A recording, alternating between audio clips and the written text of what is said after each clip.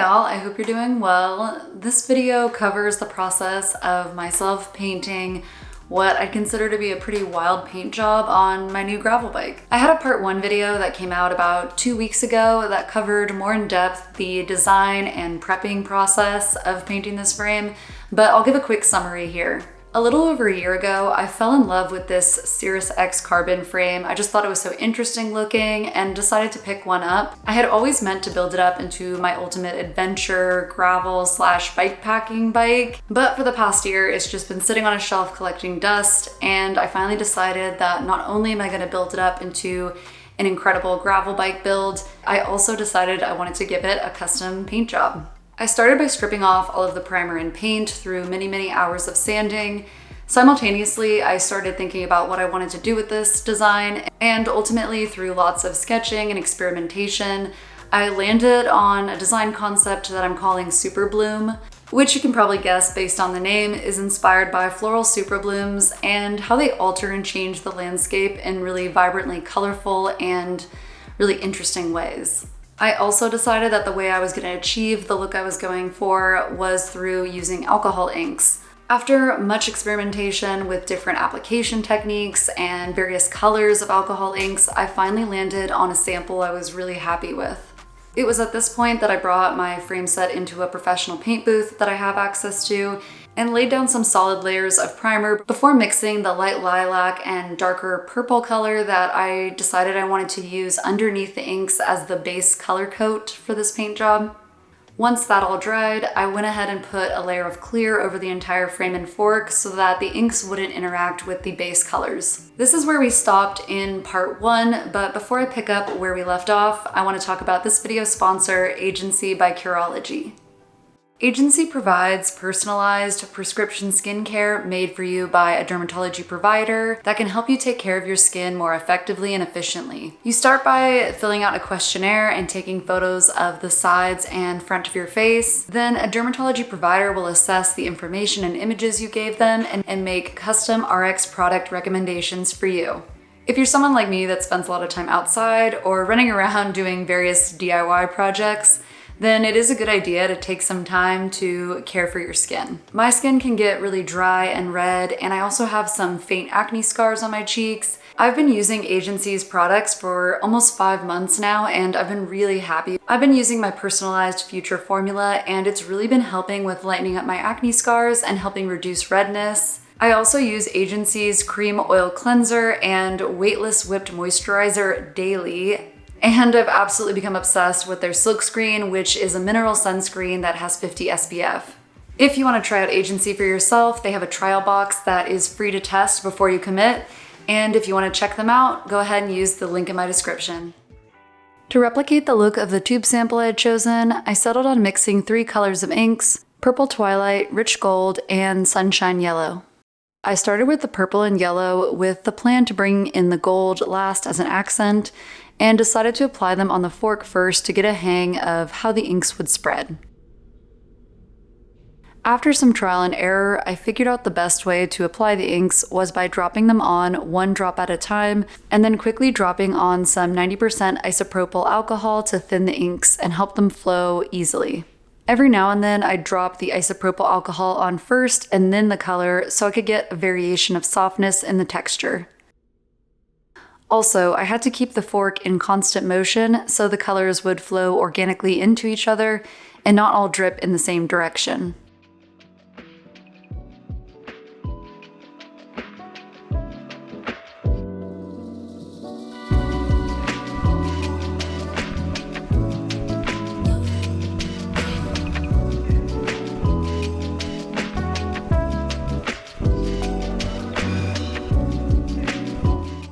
Once I was happy with how the purple and yellow were looking, I began applying the gold.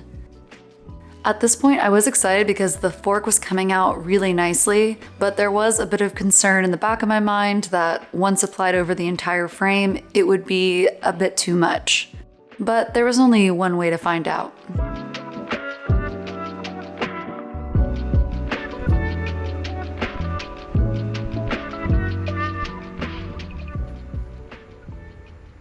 Moving onto the frame proved quite a challenge. It was much more cumbersome to keep the frame in constant motion while applying the inks, and I really tried to avoid touching the painted area so I wouldn't get fingerprints on the frame. I decided starting with the dark purple before bringing in the yellow would be the best strategy.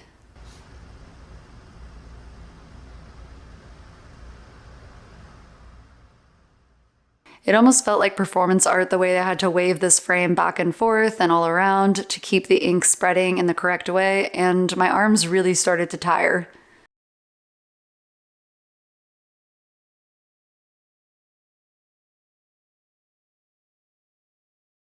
There were a couple sections where I wasn't happy with how the purple ink was looking, but luckily, since I had cleared over the base color, I could use the isopropyl alcohol applied to a shop towel as sort of an eraser to remove ink from the areas that I had messed up or were a little too heavily concentrated with purple.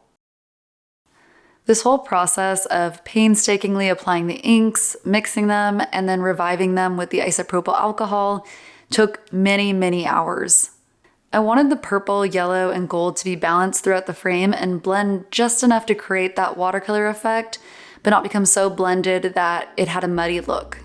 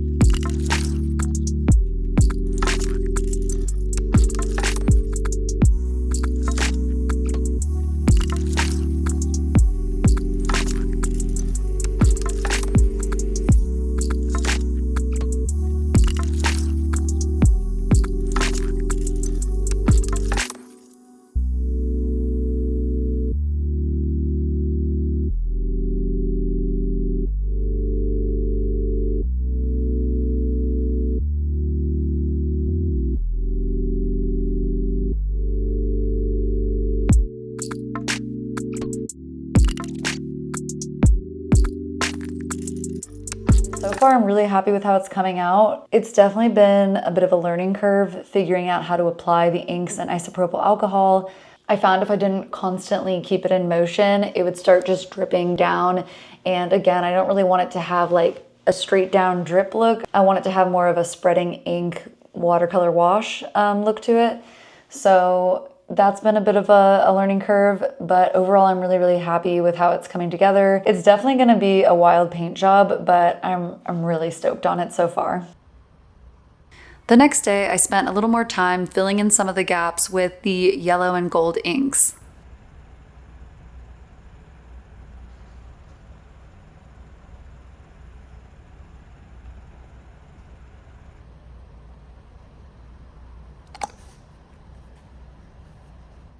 Okay, so it's been a couple of days since I last touched the paint job. I took a look at the frame and noticed a couple of patchy spots that I wanted to adjust, so I used the isopropyl alcohol to reanimate the inks and also added a little more inks onto those spots, and now it's looking perfect. To be completely honest, the texture isn't looking exactly how I thought it would look, but I'm really happy with it. It's definitely a wild paint job, but that's what I wanted, so I'm really happy with how it's coming together. Now with these final coats of clear, I really don't have a lot of room to mess up.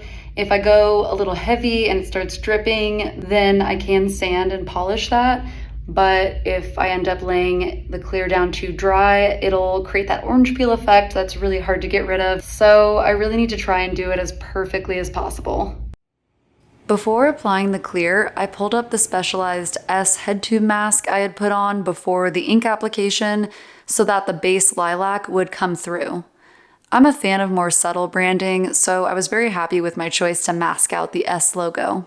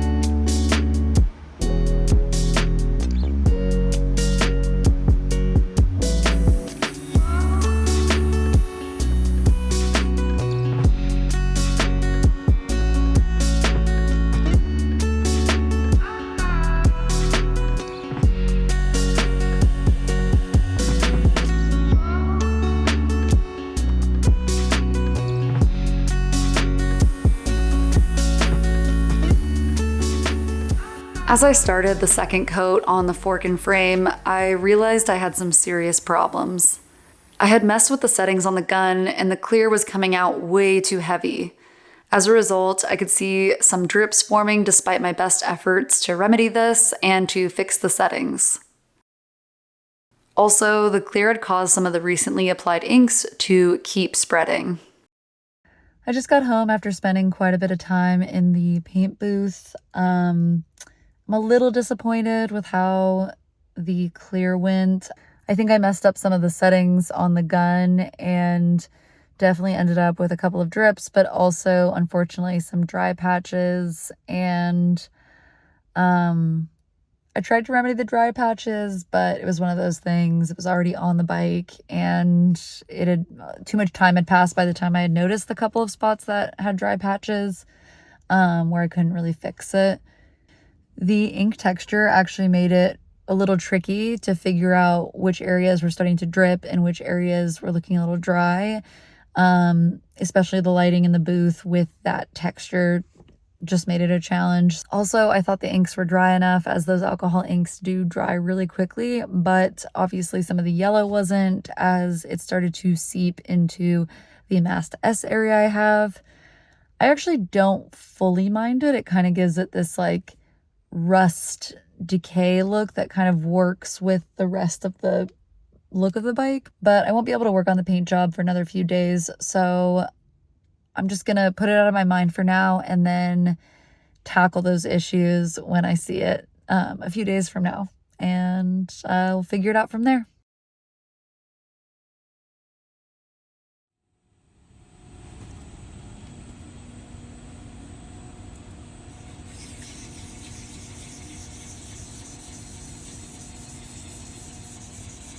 My punishment for messing up the clear was wet sanding for a few hours to get the surface of the frame and fork as smooth as possible.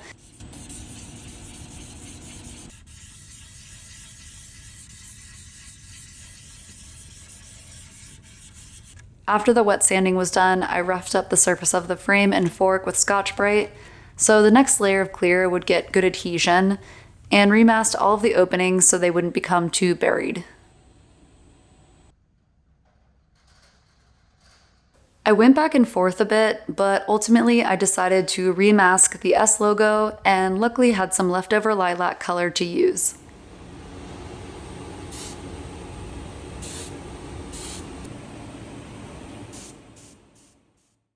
All right, so I have some updates. I was gonna have to do another layer of clear anyways because the texture of the ink wasn't fully buried. You could feel it all throughout the frame, despite the fact that I also messed up the clear. So I was gonna have to sand it down and do another layer of clear anyways.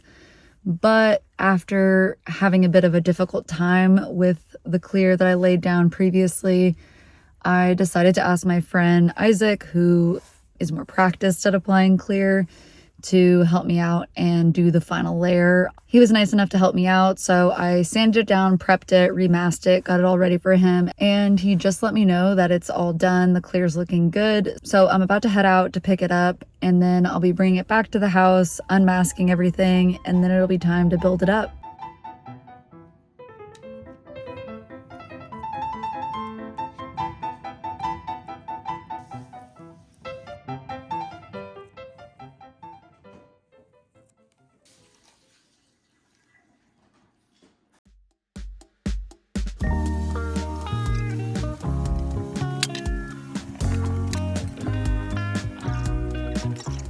Kyle was nice enough to help me strip off all the parts from my old gravel bike, as I would be using many of them on this new build.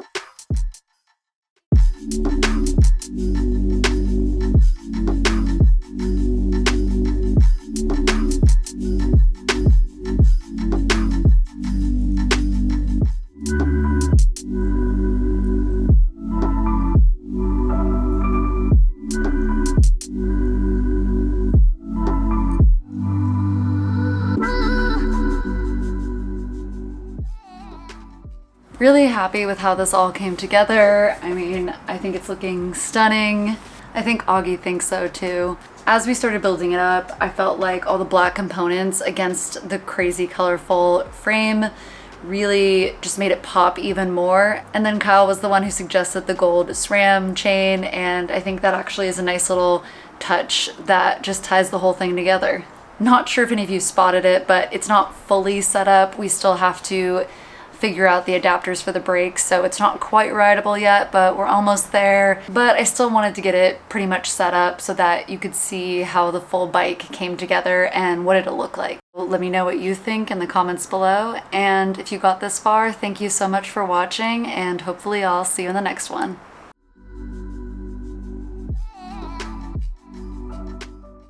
I have a couple of extra shout outs to give. Big thanks to my friend Isaac, who answered my many painting questions and was a big help when it came to being in the paint booth. Another shout out to Kyle, who helped me hunt down a bunch of the parts for this bike, helped me strip all my parts off of my old gravel bike, and did all the heavy lifting with building up the new Cirrus X. Also a little shout out to my friend TJ, who helped me track down a couple small parts.